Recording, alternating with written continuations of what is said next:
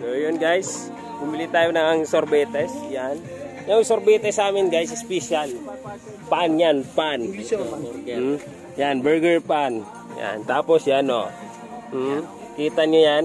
Wala yan sa ibang lugar. Dito lang yan sa Balabagan. May burger. Ice cream pa. Oh, ice cream na may burger. Ha? Burger ban, tapos ice cream. Yung sa inyo, sobrang cheap. Ang mura. Ilalagyan lang ng apa. Magkano yung apa? 2, 3. Ito mahal oh. Diba 5? 10 pesos ata ito. Ganito. Tipang tinapay. Oo. Bumili tayong mura dito do. Pumunta kayo dito sa Lorenzo guys. Ito yung bagong resort sa amin na dinivelop ni Jomar Lubrigat. Doon Lorenzo. Lorenzo Beach. Labagan. Punta kayo dito guys. Dayo kayo dito sa amin. Daming tao dito guys. Halos araw-araw punong-puno yung mga cottage. Pili kayo doon sa 500 a day or sa 1.5 a day. May 1.5, may 1,000, may 500. Saka yung overnight pala is sa 500, 1,000 kung overnight. Kung day lang, ano lang, 500. Tapos may cottage doon pinakamalaki, 1.5. Kailan nag-video key, pwede magdala, pwede mag-ingay, pwede mag-overnight dito guys.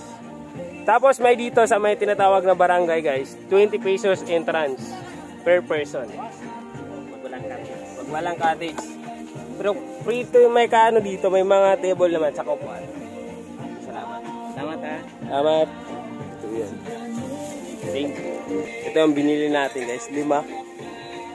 Social dito sa amin, walang apa. Pan yan o, burger pan. Isa. Isa lang. Oh, ayan. Kumain na. Kinilaw. Ayan. Kinilaw. So, yun lang muna guys. Kain-kain lang muna kami. Continue lang natin yung video natin. Ito yung dagat. Pakita ko pala sa inyo yung dagat namin dito. Para naman masilip nyo. Kunting silip lang. Tapos mamaya baka maglakad-lakad tayo din sa gilid-gilid. Yan. Maganda dito guys kasi maraming puno. Marami kang pwedeng tambayan dito. Yan kahit yan. Free lang yan yung cottage dito na 20 pesos yung babayaran mo. May free ka ng table, upuan.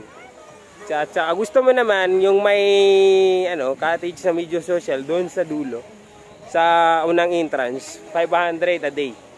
Or kung gusto mo overnight, 1,000. Kung pwede ka mag-video kay, dala ka lang ng video kay mo. Basagin mo yung tenga ng ibang kasama mo. So okay lang yan. So yun lang guys.